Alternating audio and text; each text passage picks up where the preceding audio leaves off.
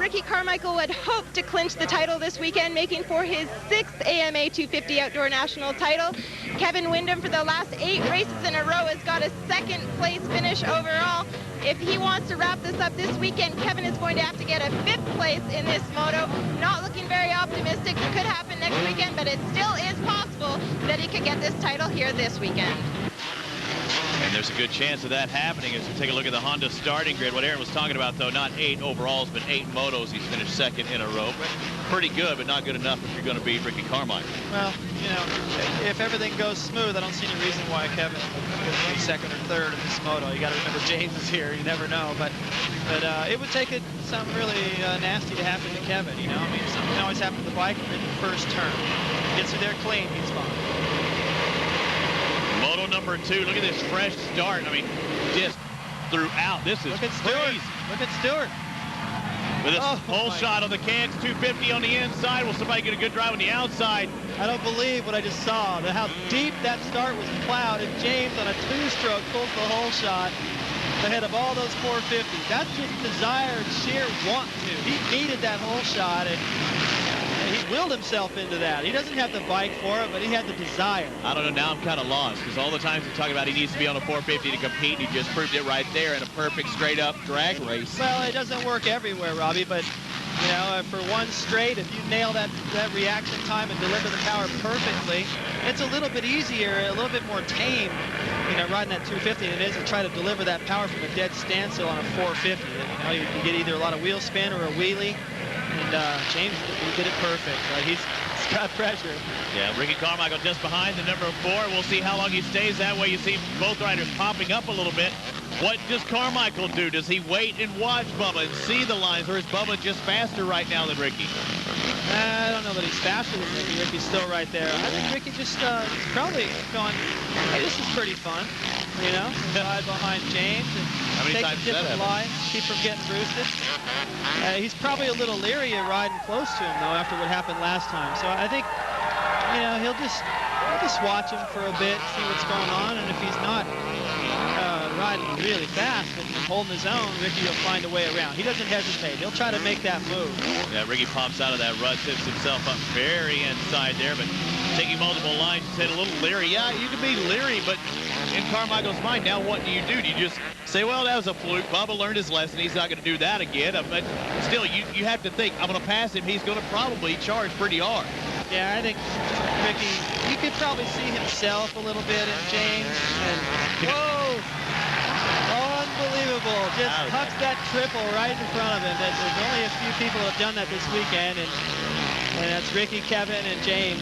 Actually, Alessi did it on his 125, from what I heard. I didn't see it, but that is a technical section without much of a run, and James, the crowd was already on their feet. Now they're on their tiptoes after that one. Beautiful. And Carmichael has to see it going on just in front of him, too. I mean, you know he's going to run it in there. James has to go wide and clear that section. He's going to say, well, I'll take the line. Now it's you who has to back off. But James really not backing down. He's out in front. The 259 Kawasaki. Two Fox Racing competitors on different teams, 1 and 2. Look at that gap on 3rd place now. That's unbelievable. This is what James lives for. You know, you see that smile on his face always in the podium. He's like, man, I was born to race. I don't care first or last. He just loves it. He loves it. Ooh. A little casing by Ricky right there. That doesn't bother me. Facing that last whoop. It is Kevin Windham back there in 3rd, but a long ways back. Look at him just exiting that section. I believe. Yeah, it tells you how fast the lead guys are going. Now, Ricky, I don't think Ricky's scared with the space. He's still right there. James is riding as hard as he can go. So, you know, I don't think Ricky's really worried right now. He just doesn't want to get roosted probably very much longer. Those rocks hurt, especially through there. I was following Hannah through that section back in 1983, and a rock hit me with a finger. I couldn't feel my hand the rest of the moto. There goes Ricky, pulls up side by side, catches a little air there, loses ground. He's set up on the inside now. Bubba slingshots back. James Stewart goes back to the inside. Ricky takes over the lead. I incorrectly said it was Windham in 3rd. It's actually Fonseca, but look at this. Now he's not backing down at high side. Unfortunate. And Ricky says, what the heck just happened? He hits the dirt again. James was aggressive right there, David Bailey, but I don't know if that was the best place to try and make a pass. And, it looks like he's hurt again. It's hard to tell. It looks like maybe it's his shoulder. But he's right in the track, too.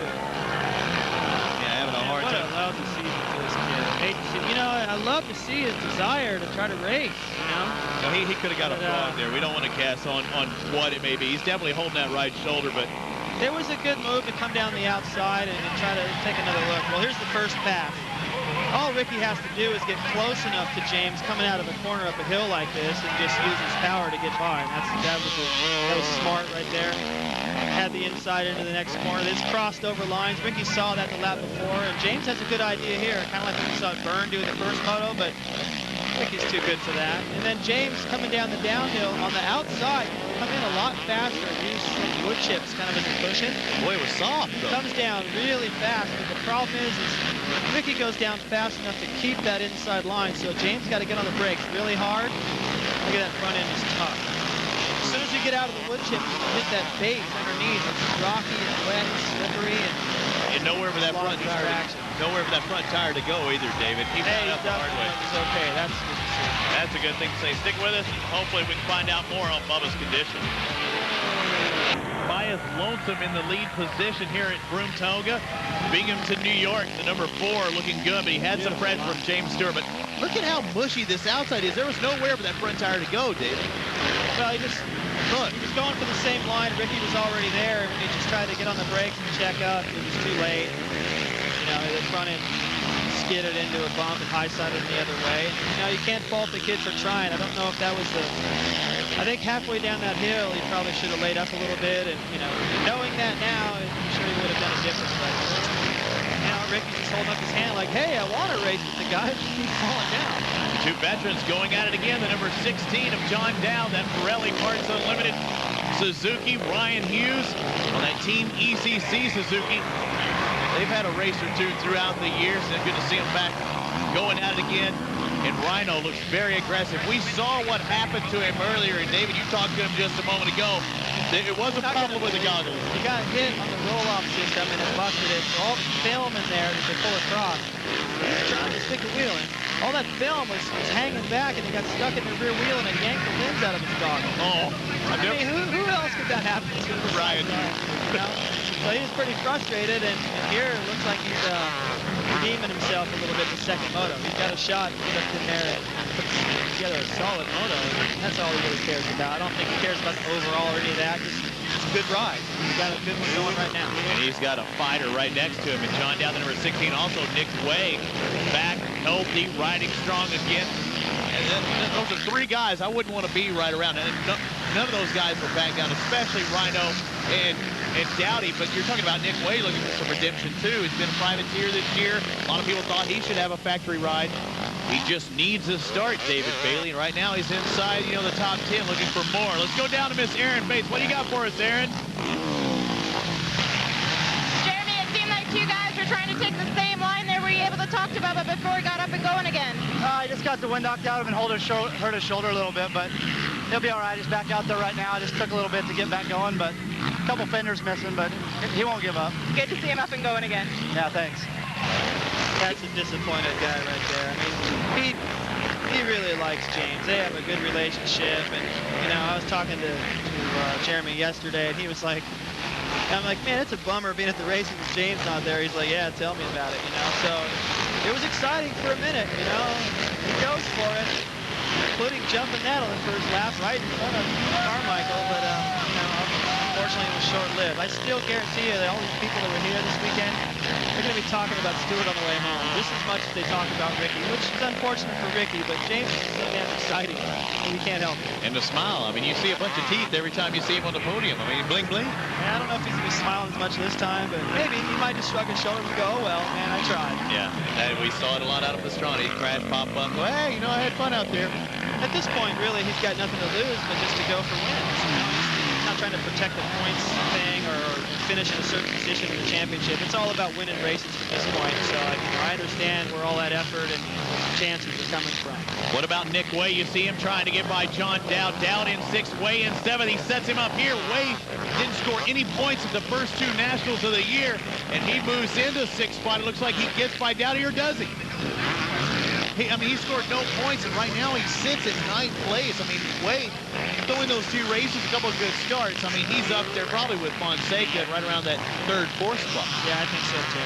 You know, It's, you know, you look at Ricky and the riders, Kevin, those guys, they get the starts when they need to, and Nick needs those James. You know, he did a lap, jumped that triple again, and whipped it huge off that jump. The shot we saw after the first moto. Just sort of like a lap going, hey everybody, I'm sorry I messed it up, and you know, here's something to cheer for, but my shoulder hurts, I have to pack it in. Kind of don't blame him at this point. Kevin Windham in second, oh-so-familiar spot for him, the number 14 Amsoil Napster Honda. Second just cannot move up one more position, but like we saw in the practice times and early qualifying times, where are you going to make up 4 seconds? Ricky Carmichael's that much You're going to have to hold it wide open through those ruts right there. Is that what Ricky does?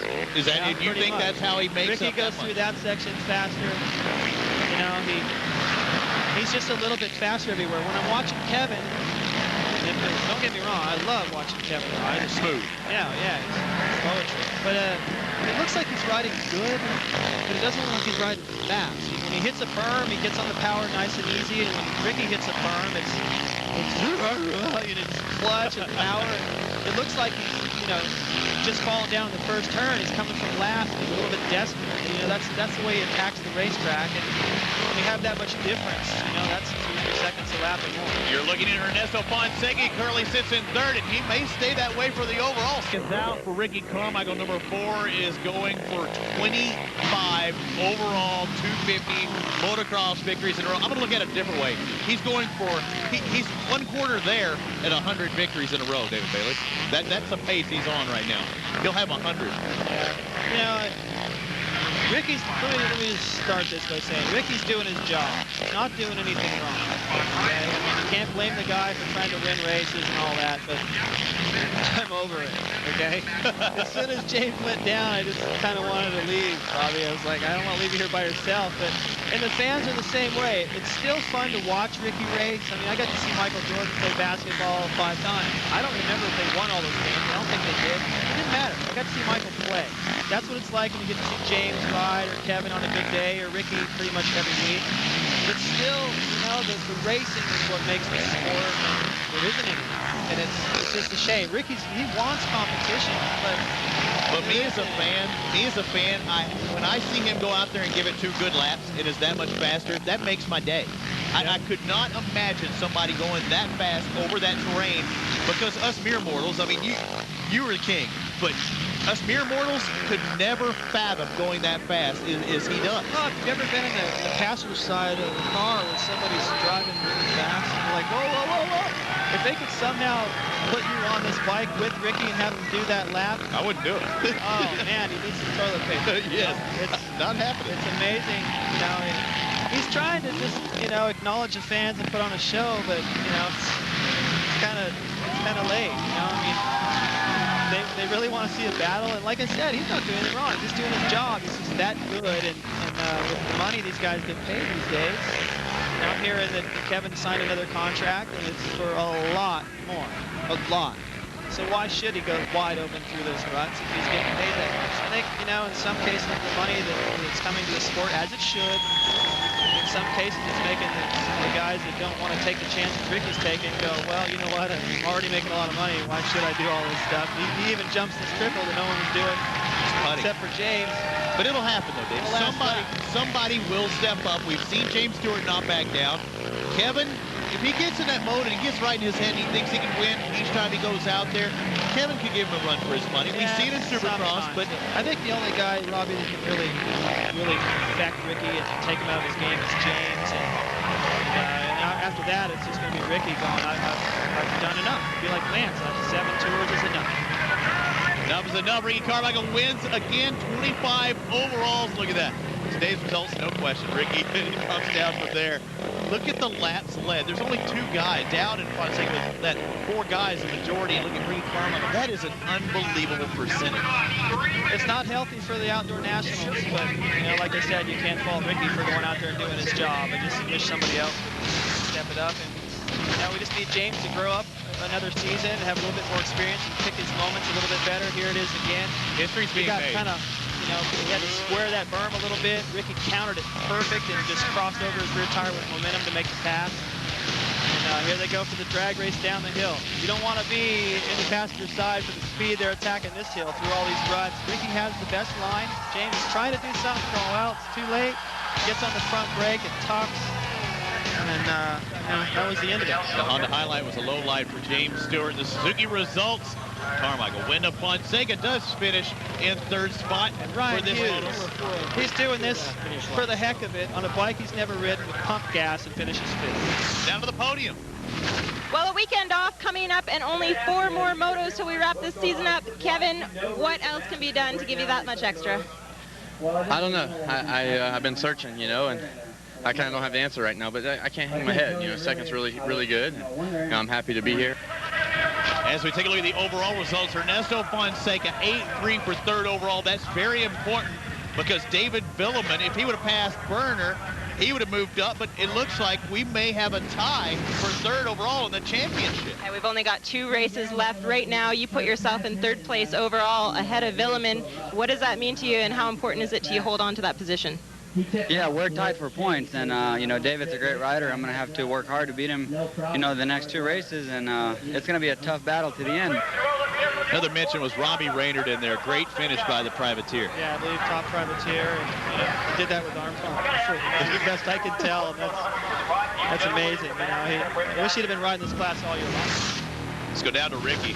Well, it's been 6 weeks since we've been back here in New York, and 6 weeks since we've seen a battle like that in the 250 class. Ricky, once again, you and Bubba collided. What actually took place? You know, I don't know. He got the whole shot and followed him for a couple laps and put a nice pass on him in the back, kind of just went through the inside. And coming down that hill, I think he just tried to go down it really fast and try to get by me. And, you know, that thing was rough, so I was taking it easy. And I guess he thought he could get by me, and I heard him. But he came alongside of me, and then I seen him next to me, and he just lost it. You know, that was pretty dangerous place to go fast, just because it's, you know, I kind of had the main line, and you know, it's going to be tough just because it's so rough. But I hate to see that. I wanted to race him heads up the whole moto, but I'm just glad that I was in front. I know everybody here was behind you, especially the promoters. I think he was definitely optimistic. I don't know if you noticed or not, but your plaque had already been inscribed Ricky Carmichael first place. It wasn't even a sticker. All right, that's awesome. I guess he's got faith in me. The streak goes on here at Broome, and you know, the promoters do a great job here. They did good. The track was really good the second moto it came to, and it's a great day for racing, so I'm happy. Once again, a flawless job. Great job. Thanks a lot.